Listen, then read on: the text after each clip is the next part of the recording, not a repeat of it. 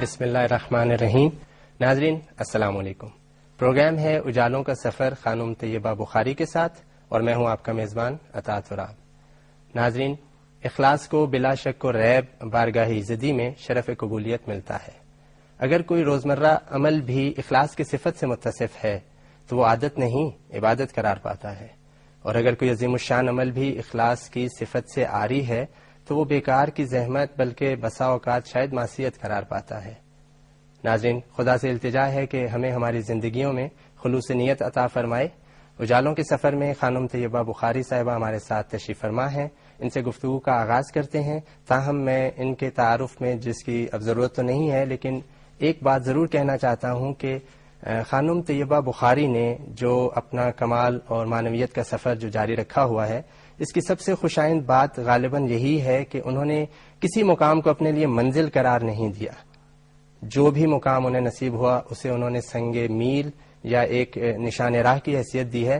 اور شاید ایسے ہی لوگوں پر یہ شعر صادق آتا ہے کہ نموف پذیر ہوں ہر دم کہ مجھ میں دم ہے ابھی، نموف پذیر ہوں ہر دم کہ مجھ میں دم ہے ابھی، میرا مقام ہے جو بھی وہ مجھ سے کم ہے ابھی.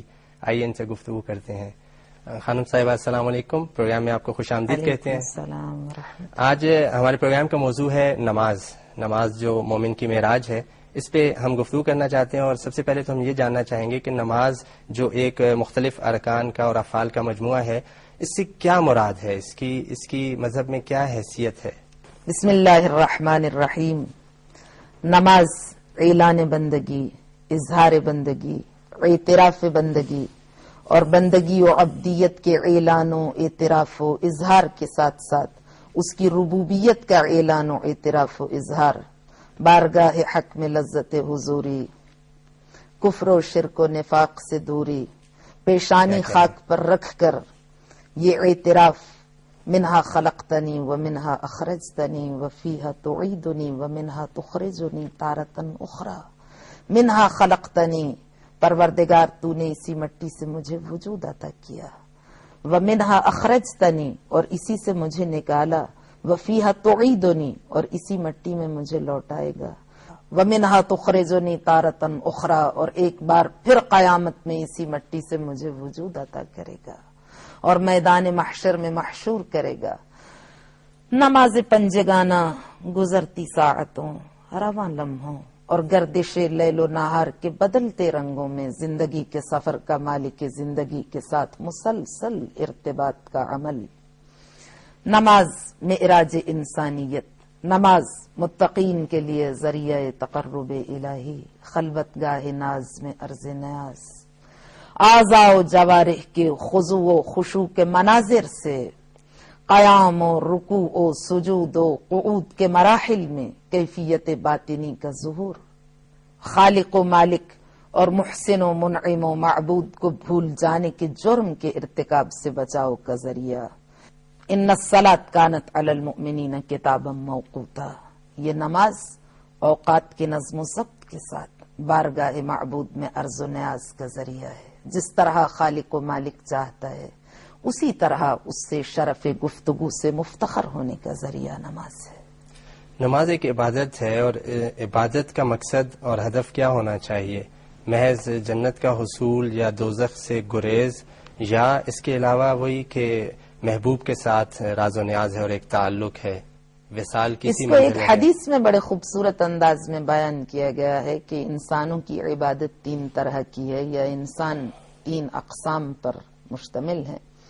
ایک وہ لوگ ہیں جو اللہ کی عبادت جنت کے شوق میں کرتے ہیں. ایک وہ ہیں جو اللہ کی عبادت جہنم کے خوف سے کرتے ہیں. جو جنت کے شوق میں عبادت کرتے ہیں ان کی عبادت مزدوروں ایسی عبادت ہے. جو جہنم کے خوف سے کرتے ہیں ان کی عبادت غلاموں ایسی عبادت ہے. اور تیسرا جو گروہ ہے وہ نگاہ خدا بندی میں انتہائی پسندیدہ ہے. اگرچہ نماز اگر جنت کے شوق میں پڑھی جائے یا کوئی بھی عبادت حصول جنت کے لیے کی جائے تو وہ بھی بارگاہ خدا بندی میں ناپسندیدہ نہیں ہے، وہ بھی مطلوب ہے. چونکہ خدا یہ چاہتا ہے کہ انسان گناہ کے ارتکاب سے بچ جائے، اس کی نافرمانی سے بچ جائے.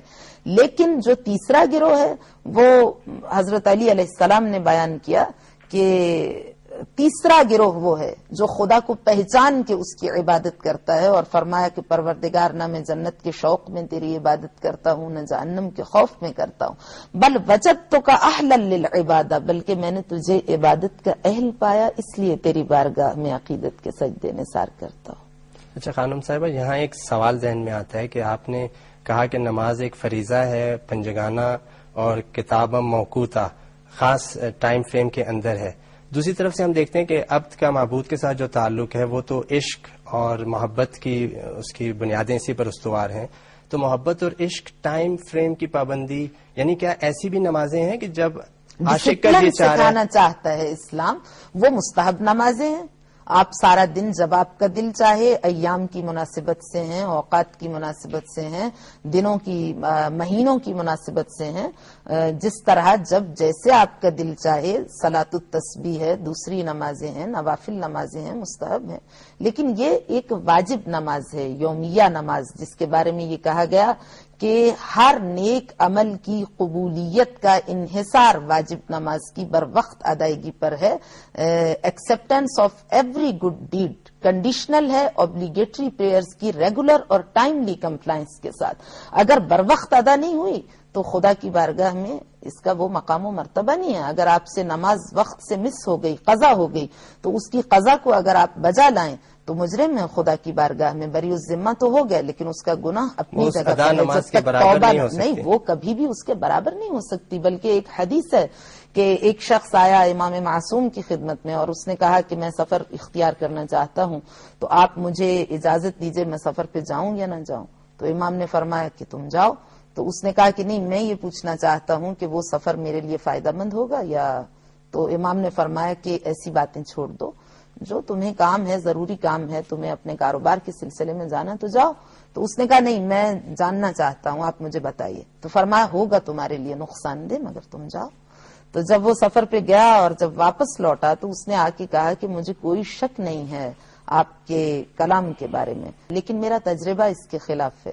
آپ نے فرمایا تھا تجھے نقصان ہوگا، لیکن مجھے تو بہت زیادہ فائدہ ہوا، اور میری زندگی میں کبھی مجھے اتنا فائدہ نہیں ہوا۔ تو امام نے فرمایا کہ تو فلاں تاریخ کو اتنے بجے فلاں مقام پر پہنچا، کہا ہاں۔ تو نے فلاں رنگ کا لباس پہنا ہوا تھا، ہاں۔